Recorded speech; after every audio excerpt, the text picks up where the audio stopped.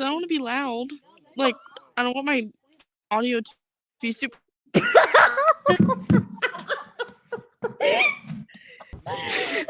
Oh, well, I'll be there in spirit. We can like green screen a little picture of you into the bottom corner of the episode. Yeah, I'll enter. Oh.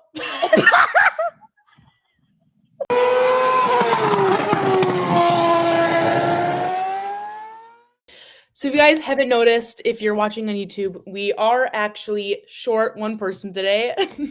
She tried to come on, but Delaney's actually at the beach, so her Wi-Fi cut her off in about 1 minute. So it will just be us today, me and Katie. We wanted to talk about the Imola Grand Prix. I know we're a day late, but we needed some time to simmer, of course, like always. We need some time to think about it. And there's also the Indy 500 qualifying was yesterday. So we're going to have a little bonus at the end talking about that because next weekend is going to be a very big weekend. We have the Indy 500 and Monaco. It's going to be a very exciting weekend, so we'll have a lot to talk about then too, so stay tuned for that.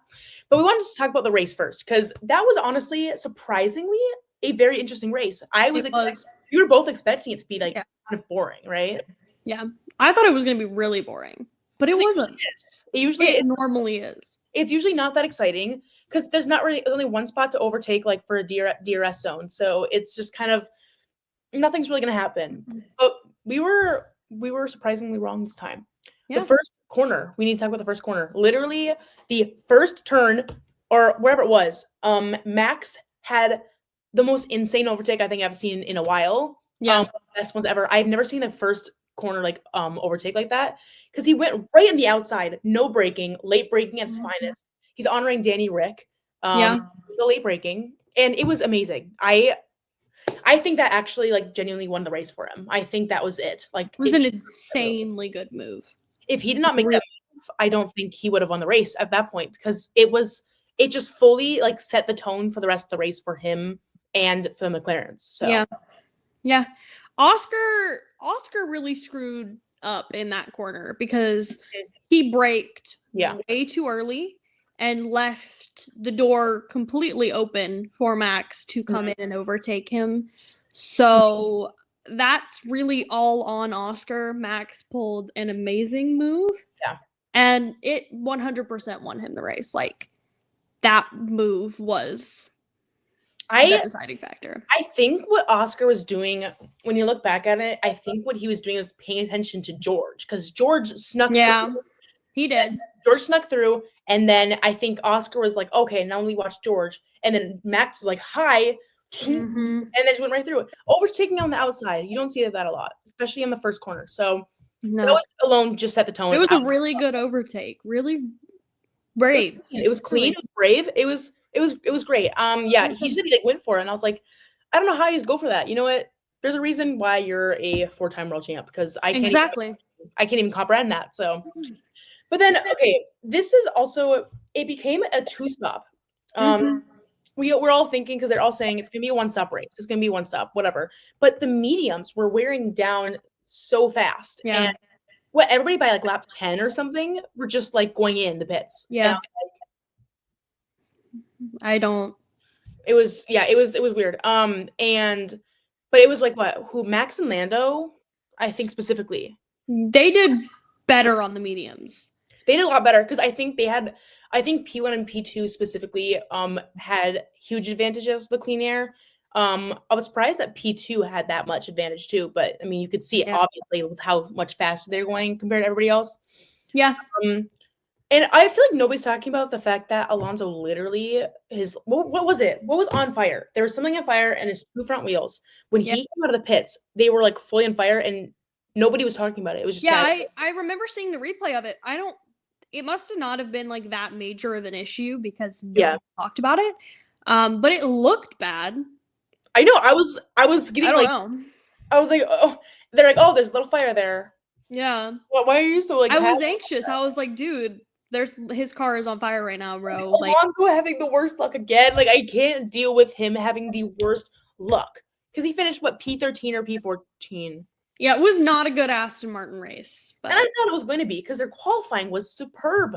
It was so good. It was so good. And literally, Alonso still has not scored any points. We have Lance Stroll carrying Aston Martin on his back. And that's like we're in some kind of alternate dimension right now.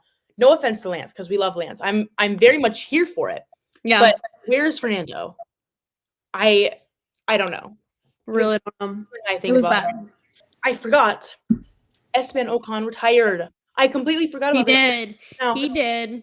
Virtual safety car, one of the two. Virtual safety car, which the virtual safety car was kind of bad timing because Lando had just come into the pits. It was great timing for Max, terrible timing for Lando. Great timing for Max, not great timing for Lando. But it ended up working out pretty okay because he had only pitted one lap before. So it could have been a lot worse. Wasn't the end of the world. I think what happened is he got better luck with the next safety car. He did. I think that's what brought him back a lot because I think because if he had both bad luck, he would not have been P2 at all. Like this way. But really what screwed Oscar over was how early they pit him. Yeah, I know. Honestly, their strategy was questionable. Their strategy for Oscar was really questionable. And then like they pit him so early, and then the virtual safety car comes, you have to pit him again because it's basically a free stop. Why would you not? They were saying he was on his last set of hard tires. Yeah. I was like, they put him on mediums or something, and because like he's not gonna be able to keep his position because it was bad. Because they didn't pit him, and he was on 17 lap hard tires. Like they were pretty old, and they were just like, oh, just stay out. He can't keep up his position, which was good for Lando, not good for Oscar. And I feel like it was very questionable. I feel like they could have made a better decision. They pitted him at the end of the virtual safety car. Like they pitted him a lap or two late for the virtual. They did not pit him under the actual safety car, which was questionable. But I also don't know why they pit him so late under the VSC, but whatever. But it was like when everybody else is pitting and you just see Oscar staying out, you're like, dude. I know, exactly. How bad is your strategy? No, I've never, I don't know, that's like one of the worst races strategy-wise for McLaren that I've seen in a while. Bad. Yeah. Also, this is something that all three of us were cheering on very strongly. Alex Albon. Albano. Dude, Albano was, oh my gosh. He was a different person this weekend. Like he's always been a great driver, but like obviously, but this race for some reason he was insane. The pace was crazy. I mean, I think what was really like what made the difference was how bad the Ferrari was this weekend. Their pace, it was what I think the Williams and Alpine both were ahead, or had a better margin compared to like McLaren than Ferrari. Yeah, that's insane that they had a better margin with pace. It was so weird. So like it wasn't the most surprising thing ever, but I was just still kind of like it's just weird to see a Williams having better pace than a Ferrari. It's even though you see the stats for it, you just watch it in real life and it's very concerning. Yeah, he was holding his own very strongly. He was defending for his life, like his life depended on it, and it was so entertaining to see because I love seeing like him up there again. Yeah, because when he was at Red Bull had like not the best time, so it's just really nice to see him back up there again. It is. It's really nice, and I think if Carlos Sainz's strategy had been better, he would have been up there too. Agreed. They just pit him too early, the same thing they did with Oscar, and he had a lot more traffic to fight through. And honestly, it's really great for him that he fought his way back up to P8. P8 was a big result for him. But honestly, I was just so impressed with Alex Albon for being able to hold that position for as long as he did. Like, he was P3 for a very long amount of time. Yeah, and Charles wasn't getting much closer to him. Nobody was gaining on him. He was keeping a respectable pace. And when Charles, I think it was Charles and Lewis both. Wait, when was this? It was Alex was behind Charles. Yeah, it was safety car restart. That was towards the end. It was Alex was in between the two Ferraris, which for a while was totally fine because it was mainly him on Charles, and then Lewis kind of joined in later. Yeah. But Ferrari fans, you can hate me if you want. Charles's move to Alex was evil and wrong, and he deserved to give that place back. So fight with the wall about it. I don't know. I feel like I was in like a bunch of big days during this whole fight thing but yeah, it was a very aggressive move. I wish I could just rewatch it before. I don't really if I just feel like it was my issue with it is if you're going to let something like that happen, everybody is just going to start pushing people off the track when you try to overtake. Yeah. And you can't allow that. The whole point is that you have to give them enough room. Yeah. And Charles just didn't. And you could see on the Alex on board, he did not have enough room. He wouldn't have been able to stay on track. He didn't have enough room, and Charles was definitely pushing him. Mm-hmm. So I understand, and I think it's great that Ferrari made the choice to give him the position back, because otherwise it would have been a penalty. Yeah, there's no question. Yeah, because it was there's a line that you can cross. So you want to be, obviously aggressive racing is fantastic, but when you're kind of just on that line, and that was just a little push over, and it was fair that Alex got the position back because Alex had nowhere else to go. So I'm very happy for that, because I really respect Alex, honestly, even though he did not make the overtake, that he went for it, that he tried, because he had to, really had to, and it's honestly so respectable. Because it's either that or he sits there and does nothing. Yeah, and he actually went for it, because some people probably wouldn't do that. So yeah, kudos. Because if he didn't go for it, he'd be sitting there lap on lap on lap. Yeah, in the same spot. He had to try eventually, and if he had been given the space, he would have had that overtake done. Yeah, his car was faster, which is a shocking thing to say because he was up against a Ferrari, but his Williams was way faster and way better this race. It was going to happen, in my opinion. I think it was going to happen eventually. So I think that's why there wasn't much fight. I mean, Charles was obviously very annoyed, but who isn't in that position? Because in your mind, you're just fighting for the position. You're racing. If you look at it both sides, you can see why he got to get the spot back. So there's two different sides to it, but I am for sure on Alex's side in this one. I am. I'm usually always on Alex's side because I'm always on Alex's side. I'm a Williams fan, so I'm an always fan. But you know I'm a hardcore Williams fan. I love them. I specifically this weekend because I was like, okay, wait, so you guys are really bring Williams come back in 2026. It's coming. All I'm saying is look out for Williams pole in Monaco, and then they're gonna win the race. So literally, it's scripts. It's in the script. It's in the script. Yeah, we wrote. Carlos Sainz is gonna be on pole. He's gonna win. Alex Albon P2. Yep. Duh. That's how it's gonna go because we were over here writing on my iPad. We had it all set up. So yeah, I know. I know. I know. James Vowles told me. Okay. Here we go again. James Vowles actually told me we had a conversation. We had a meeting. He let me know. Right before this meeting, actually, where we're filming right now, he was actually on this meeting with us. Yeah, he was. So and he was like, guys, our car is gonna be a rocket ship in Monaco. Yeah, it is. We actually fixed it. We used Katie's DRS idea. My guys, seriously, I give Ferrari this DRS extra flap on their wing, and suddenly everybody wants it. So it clearly didn't work. I snuck it off of the Ferrari before the weekend though, and I put it on the Williams. So that's why Alex Albon was so fast. I stole the wing back, and I was like, you know who needs it this weekend? Alex Albon, and I put it on his car. And then James Vowles called me today and was like, dude, it was so good. Put it on Carlos Sainz's car. And I was like, I got you. So Monaco, get ready. Yes, James actually just wanted to meet with us to say thank you to Katie. Yeah. We're actually calling it PTP, by the way, pass the paddock or push to pass. Yeah, it can go either way, really, whichever you're feeling. But I feel like it should be referred to more as pass the paddock because we are the brains of the operation.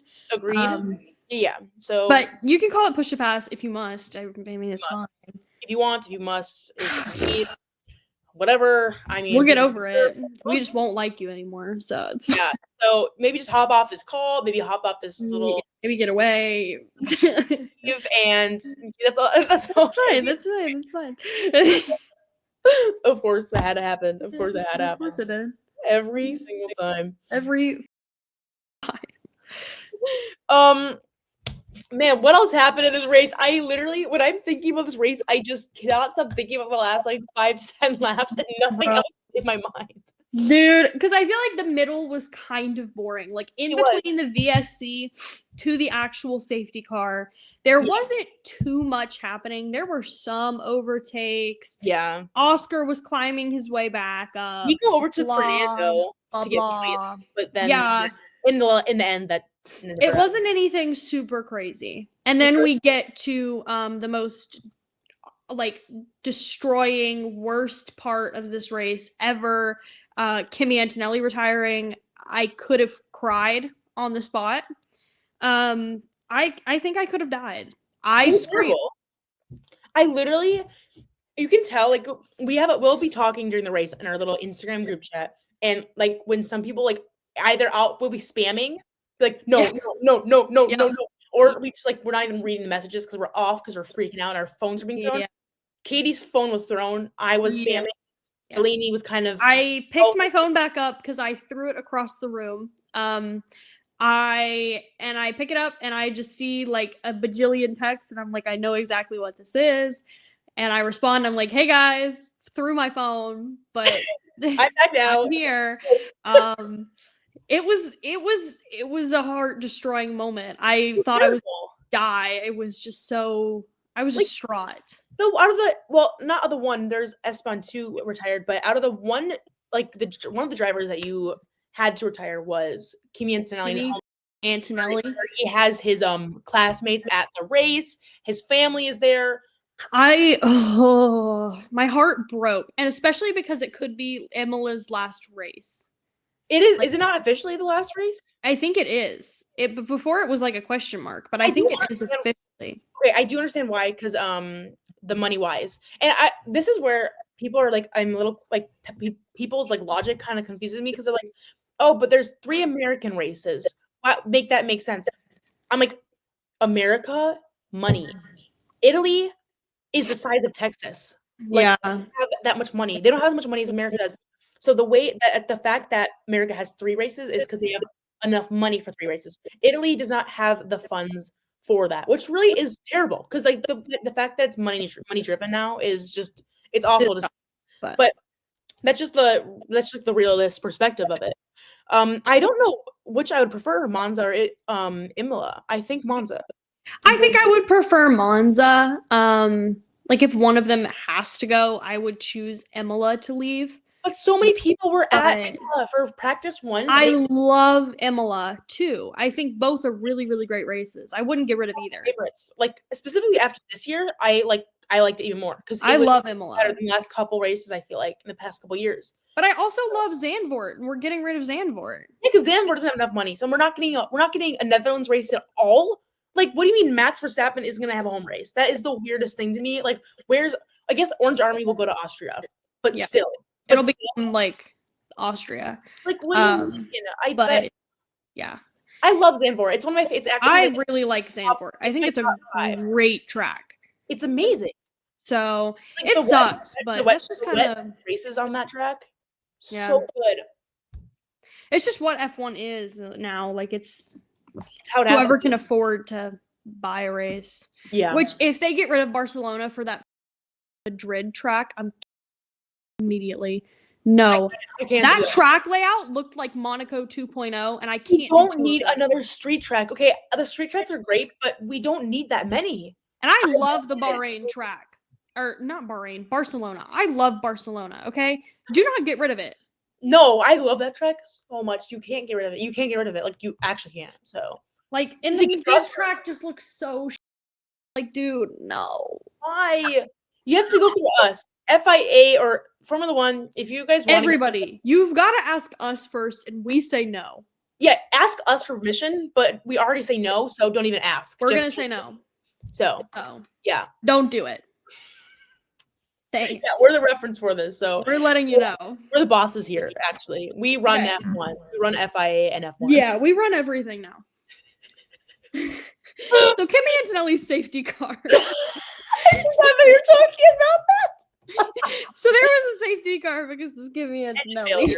Engine failure, of course. Yeah, of course. No, I don't of even know. course. It just happened out of nowhere. I was like, okay, cool. I really don't even understand it, but it's fine. Yeah. Everybody starts pitting.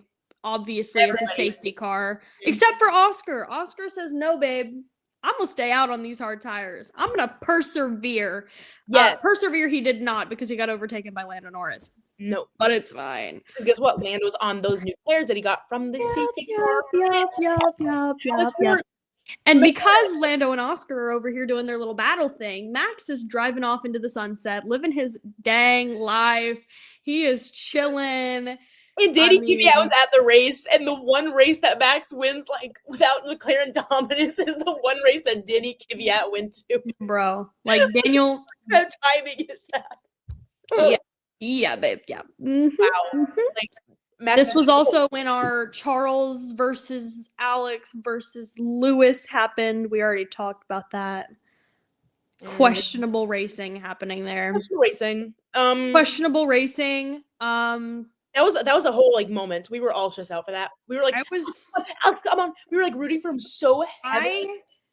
Even when the Lando and Oscar battle was happening, I was watching Alex's timing because I knew Lando would overtake Oscar eventually. Like, he just needed to get a good moment because it's not easy to overtake in Imola. So I think any other track, Lando would have had Oscar within like 1 or 2 laps. It took him longer because it's Imola, and you've got literally one shot. And there was like, how many laps were left? Like 10? There were like 15-ish. Okay. 10, but 15. it took him a couple to overtake, but I knew it would get done eventually. So I'm just sitting there watching Alex Albon because I'm like, this hoe is going to get Charles Leclerc. Like, I know he will. So when he went off the grass, I genuinely, like, my heart stopped. My heart stopped. I was like, are you about to crash right now? Like, you can't. I was so worried that he was going to lose a lot of positions. Thank God, like, he didn't go so far off of the track. Yeah, that was painful. Because I was worried. When they, like, did Lewis go past Alex too, right? Yeah. So Lewis went past Alex and Charles, which is why Alex only finished P5. But that's fine. That's okay. We take the P5. I think the way that he was fighting, honestly, just like made almost like not proved himself because he already is proven, but like if that makes sense. I think that if he wasn't aggressive like he was, I think that would have been worse for him. I think that it was good how it happened. I wouldn't have had any other way. So no, I agree. I think he has really shown his own this race, and this was a really, really good Alex Albon race. It was not a good George Russell race. First time he has been outside of the top 5 this year. Exactly. I don't know what happened. I wasn't really sure exactly. I think the Mercedes was just bad. He was struggling. He got a good position in qualifying. He got P4. Yeah. Wait, did he get P4? No, he was he was P3. He was P3. Yeah. And it was P4. But still, like, the way that he was struggling with the car throughout the weekend. It was not. I feel like the past 2 to 3 races, he's been struggling. Being kind of, I don't know, he's been like complaining about the rise, complaining about a lot of things, the rear, specifically the rear, but he's been losing the rear a lot. Yeah. And, hopefully they figure that out. I feel like they should have had that figured out this weekend because it's Imola. That's where you agree. But like, whatever, it's fine. Hopefully they figure it out soon because I'm really rooting for George to do good. So I am too. I've become a lot more of a Mercedes fan than I ever have been this year. Like, I feel like easier. I feel like I knew it would happen with Kimi Antonelli coming into the team because I was such a huge Kimi Antonelli fan and still am. But I'm also definitely heavily a George fan now. I love that man. For both of them so heavily. I root for both of them so hard. I root for everybody, but I root for both of them too. I just love seeing George be so consistent that he has. Just proving himself to be such a good driver now. I just feel like this is like the year that he needs to prove himself, and as the number 1 driver. And so I'm rooting for him for sure, like completely, like a wholly. So, yeah. But I feel like that's really it that happened. Max is dominating in Imola. Casey doesn't know, this is his 4th win in a row in Imola. It was also Red Bull's 400th race of all time. And it was his 2nd win of the season. So, how many races is that? 7? 6 or 7? 7, I think. 7. So basically, it's McLaren versus Max right now. So we'll see how this goes later on. With Monaco, McLaren versus Max, but I'm not gonna rule George out. I think George can easily be top 3 for. I think if Mercedes like brings some powerhouse like upgrades throughout like mid-season, I think it's possible that George could weasel his way up into the. I'm saying George top 4 for sure. Yeah, at least top 4, then top 3. I'm still rooting for that too as well. Yeah. I just think they need to figure out the car, specifically the rear. Seem to be having most issues with. But yeah, so next weekend in Monaco, it's just going to be whoever gets qualified. Because last year, the top 10 did not swap at all. Like they did not change at all. I know this is actually kind of funny. My brother's friend, I remember was asking me, what I was betting. He's like, what are your top 10 predictions for the race? Because he wanted to bet money on it. So I didn't change anything but one person. And so he ended up not changing anybody. He was like, oh wait, let me just not change anybody. I was like, okay, like you can do that. Like that never happens though. And it ended up happening. So he was probably a happy guy. Because that never happens. And I don't see it being much different. I think maybe we'll see 1 or 2 overtakes. I think that this will be a whichever between the McLarens or Max can get pole. That'll be the real battle. Pole always matters the most in Monaco. Qualifying is always the most important day. But within like the size of the track and the size of the cars specifically and how big they've gone, this year's the last year it's going to be like that because they're going to be smaller next year. But I don't know how much smaller, like it's like how much of a difference it's going to make next year because they're not going to be drastically smaller. They're going to be longer, are they not? I think there's something with like their length that was going to be different. So I still just don't think this is not going to be a very interesting race. So it's not going to be life-changing. So whoever's watching this, watch out for qualifying next Saturday for Monaco. It's going to be the most important day, like more than any other Monaco year. So can go crazy. It's going to be. Do we want to cover Indy qualifying or do we want to ignore it? Go for it. Yeah.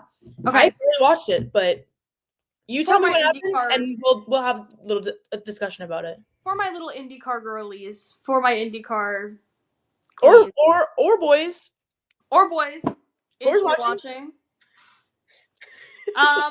It was a very historic qualifying because we had Robert Schwartzman, a rookie, take pole for a rookie team, which hasn't happened in like 40 years. The first time since what year? I think it's 1983. And what's his number? 83. Crazy, right, guys? Yep. It was faked. Iconic. Truly. Robert just drove so well this weekend. He was honestly so quick. Takuma Sato took P2. He's a single entry just for the Indy 500. I know nothing about him. Sorry. But our King Pato Award took P3. So. We also had Lundgaard in the 6th, right? Lundgaard took like 5th or 6th. Yeah. Where's Nolan Siegel? Yeah. 24th. Yeah. 24th? I thought he was 26th. Okay, but we're about to talk about this. He got moved up 2 spots because Team Penske's Joseph Newgarden and Will Power, who were both in the Fast 12, were found to be modifying their car and were moved to the back of the grid. What? Yeah. I saw something about this, but I didn't know it was that crazy. Yeah. So Joseph, I think, they were both in the top 12. Got moved to the back of the grid because they were found modifying their car. Wait, that's disqualification. No, like that's kind of drastic, is it not? It's bad. I don't know how bad it was. They haven't really talked about how much they were modifying the car. Yeah. But Pato talked a lot about it in like media. I saw that interviews about how he saw them doing stuff that was a little bit suspicious to the cars. And he had brought it up because he was like, dude, what the hell are they doing to their car? But really major because literally everybody at the back moved up 2 spots. So we've got Nolan Siegel starting 24th now. Oh my god. Yeah. That's my goat. That's my goat. And the only other piece of craziness was that, of course, a Team Penske entry, Jacob Abel, was literally removed right before they were found modifying their car. Why? So, they removed him and replaced him with someone else. I don't know who it was. That's weird. Yeah. And then they were found modifying their car. So, really glad that you guys did that one. We're really happy for you. Oh my gosh. And there were 2 crashes, right? There were really bad crashes. There were actually quite a few Crash of them. Central in motorsports this weekend. It was Crash Central. Colton Herta had a really, really bad one. Marcus Ericsson had a really, really bad one. A couple, I think Joseph had a bad one day 2 of qualifying. Oh my gosh. It was a dramatic qualifying, but it always is. It's Indianapolis. The track always has bad crashes. Everybody's spinning out all the time because it's an oval. I could tell like the bottoms of the car when I was watching the crashes, how they flipped back over like bright side up. Like, it's just looks so much safer now from how obviously it's still like a dangerous crash, but like it was so much heavier in the bottom where it keeps them more upright. Yeah. Look how far they've come. You can watch it like because they do have those driver onboard cameras. You can watch Colton Herta's crash from his camera where you just see on the Instagram too on inside of the car. And you can tell like with the addition with like how they build the car so high up and over the like how they do the halo, they have to do it like that because it is so important. Oh my gosh, yeah. That could have ended so badly. And like this is like this weekend specifically where you see the use of the halo. So you see how significant because Yuki Tsunoda had a terrible crash. So you see where like the halo is used in effect really strongly because where Yuki Tsunoda crashed was I think it was where Roland Ratzenberg crashed and died. Same weekend where Senna also crashed in that same track. And you see because how dangerous obviously Roland's crash was, and you see how Yuki's crash was, and how much safer the sport's gotten because that probably would have killed somebody. All sports, yeah. And you see how much safer it is, and because Yuki walked out of his car safe and sound after he went to the medical center, he's cleared, and so you see that, and then you see Colton Herta's crash was literally floating. It was bad, and you could see he goes right side up. He was okay. So it's just. I mean, it was impressive that he literally got out of the car by himself. Like he did have to sit down afterwards, but obviously, like. But he got out of the car that fast, on his own. Like 0 miles per hour, like in that like fast. Oh yeah, that's why like people like Lewis have literally come out and said, "I will never drive an Indy 500 because it's so dangerous." It is very dangerous. It's a dangerous race. So because obviously there's 2 arguments. It's like, well, that's where F1 drivers go when they fail. I'm like, well. There's some people that go there, but that's not necessarily like that's not a good narrative putting out. I don't agree with it. Maybe it's not the pinnacle of motorsports, like whatever you want to say, but it's still very dangerous. Fernando Alonso, mind you, has tried to win the Indy 500 multiple times, and he's failed. Right? Has he failed, or did he win it? No, I don't think he's ever won it. So that's you see how he's tried, one of the most well-known and one of the best F1 drivers in history. Yeah. And he can't win. Literally the best F1 driver in history has said he's never racing in it. Like, I hate the narrative that people are trying to convince that, like, that's where F1 drivers go to die. IndyCar really is its own sport. It's so different. Its own challenges, its own difficulty. It's so different, and it's so complex, and the cars are so different. And there's so many drivers that are, like, IndyCar specific that have literally said, like, when they're asked about moving to F1, they're like, I don't want to. They're like, this is where I want to be. Yeah. So not everybody wants to go to F1. Not everybody wants to go to IndyCar. Not everybody wants to go to NASCAR. They're very separate things because you're like, oh, well, it's just racing cars. But they're so different. And that's where it's like that's where F1 drivers go to die. Guys, that's not true. That's not true. There's been so much circulation with Cadillac coming in because Andretti is obviously an IndyCar team. Mm-hmm. And everybody is like, well, they're going to pull IndyCar drivers. The main IndyCar drivers that they are talking about trying to take have literally come out and said, I'm not going to go to F1. They just don't want to. They want to stay in IndyCar. Colton Herta has said, he's like, I like where I am. I don't want to go to F1. And Pato O'Ward, when asked about it, was like, I don't think I'd go. He's like, I don't want that. They have a great gig in IndyCar. Yeah. Like, why would they leave? Because and I truly, like, the person that you would want to take from IndyCar would be Alex Palou, and I don't think he's going. I don't think he would do it. In IndyCar. I don't see why he would. And I think they're going to take, like, rookies, because they need to take from European series, like the younger series rookies, because that's what makes the most sense anyways, to build that base. Because obviously they have such a strong base in America. Now they need to build another foundation because their base is in England. I think it's Silverstone. Yeah. There. I think everybody's just convinced they're going to take an American because of Andretti. But, like, you're forgetting Andretti does not have all the pull in the team. Like, it is Cadillac as well. Yeah. So, I disagree with the narrative that they're going to take, like, I don't think they'll take an IndyCar driver. I think it'll be an old, like, a recently, like, left F1 driver. And, like, I fully see Checo. I still see Checo coming back. I still see Checo. I think it'll be Checo and somebody. I don't think it'll be Zhou. I don't think it'll be Jack Doohan. No. I think it will either be another, like, older driver or it will be a rookie. I think they're going to take somebody that's up in the championship in F2. There's a few drivers that come to mind for that. So yeah. We did an episode about our Cadillac predictions a while ago. Like one of our first episodes, I feel like. We need to, like, retouch base on this. Yeah, because I did predict Colton Herta. So did I. We need to, like, go back and think about it. I really don't think they will. We need to go back and redo and just, like, kind of compare what we think now, because I have different opinions.